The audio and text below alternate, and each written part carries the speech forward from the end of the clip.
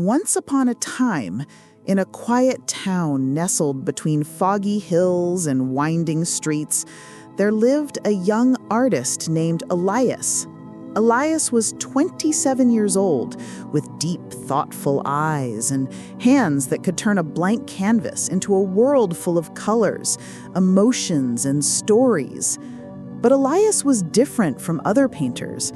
He had a unique habit. He only painted at night.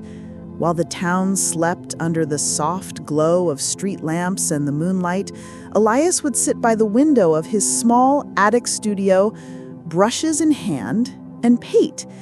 He called it his sacred time, a moment when the world was still and his imagination could run free.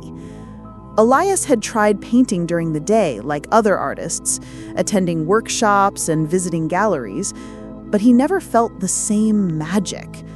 Daylight brought distractions, noise, and interruptions. His mind, busy with thoughts of judgment and expectations, prevented him from fully expressing himself. At night, however, the world was silent, and the only audience was the moon and stars.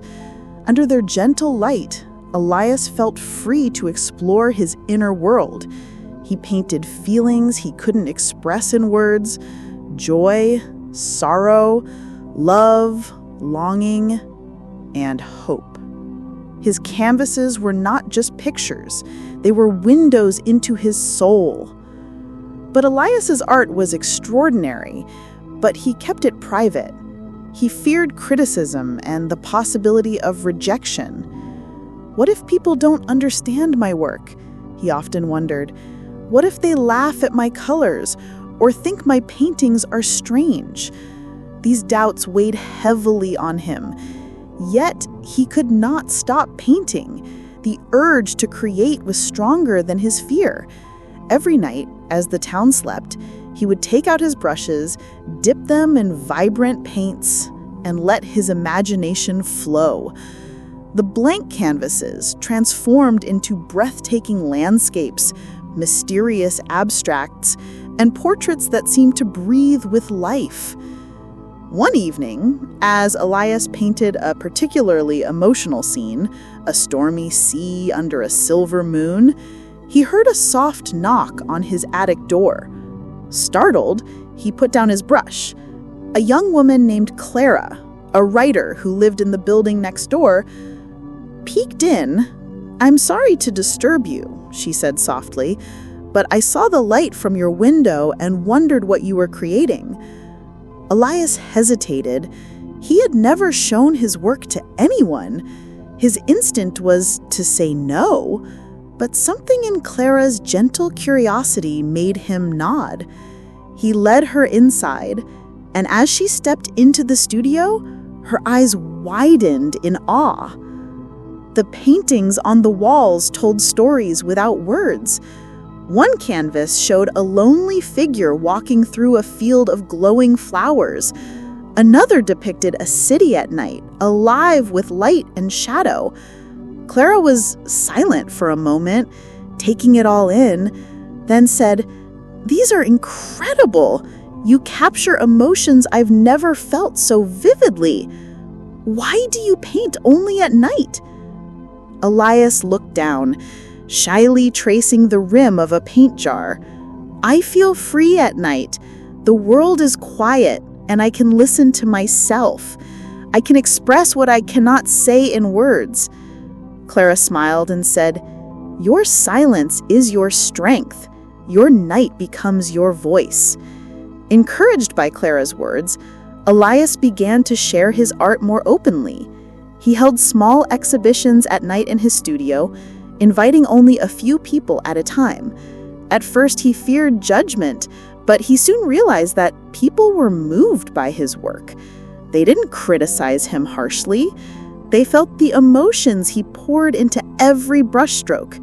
Some cried, some laughed, and some simply stood in awe. Elias discovered that when he painted from the heart, his art spoke directly to others, transcending words.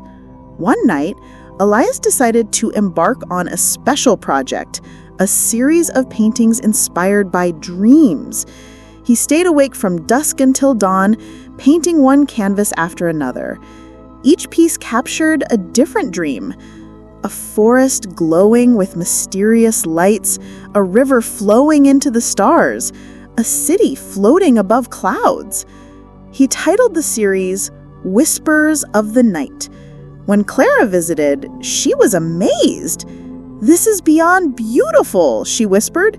"You've shown that even in darkness there is light, hope, and expression."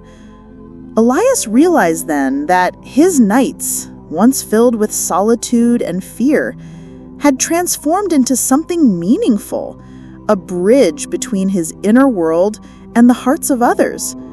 Through his nightly work, Elias also learned an important lesson about perseverance and self-expression. He understood that fear is natural, but courage is doing what you love despite fear. Every painting was a conversation without words, a message that touched people deeply. He began writing short descriptions for each painting in simple English, not only to guide viewers, but also to practice his own language skills. For example, he would write, "The river flows into the night, carrying dreams and hopes." Simple sentences, repeated and shared, helped him improve his English while connecting emotionally with his audience. Over time, Elias's work gained attention beyond the small town. Art critics, writers, and gallery owners visited his attic studio, drawn by the stories they had heard. Yet, Elias never changed his habit of painting at night. He knew that the silence, the solitude, and the moonlight were essential for his creativity. He often said to Clara, "The world may admire my work, but it is in the quiet of night that I truly live and express myself." Clara, now a close friend, often joined him, writing stories inspired by his paintings, creating a beautiful collaboration between art and words. Elias's journey teaches a powerful lesson for English learners. Expression is not limited to speaking perfectly or avoiding mistakes. Just as Elias paints his feelings in the dark without words, learners can express themselves by trying, practicing, and connecting their thoughts step by step. Speaking English, like painting, is a way to share your inner world. Every sentence you speak, every word you write is a brushstroke in your story. You may fear mistakes, but mistakes are part of creating something meaningful. Here's a simple phrase to start expressing yourself in English. I want to share my thoughts and feelings in English. Repeat after me. I want to share my thoughts and feelings in English. Remember, every small effort counts. Just like Elias, you can use the tools you have, your voice, your sentences, your courage, to create something beautiful. Even in silence or uncertainty, there is potential to communicate, inspire, and connect with others. If you enjoyed this story and learned something valuable, please like the video, share it with your friends, and subscribe to Shaddle English for more inspirational stories and practical English learning advice. Stay creative, stay courageous, and keep expressing yourself every day. Thank you for watching. See you in the next story where new lessons, new courage, and new inspiration await.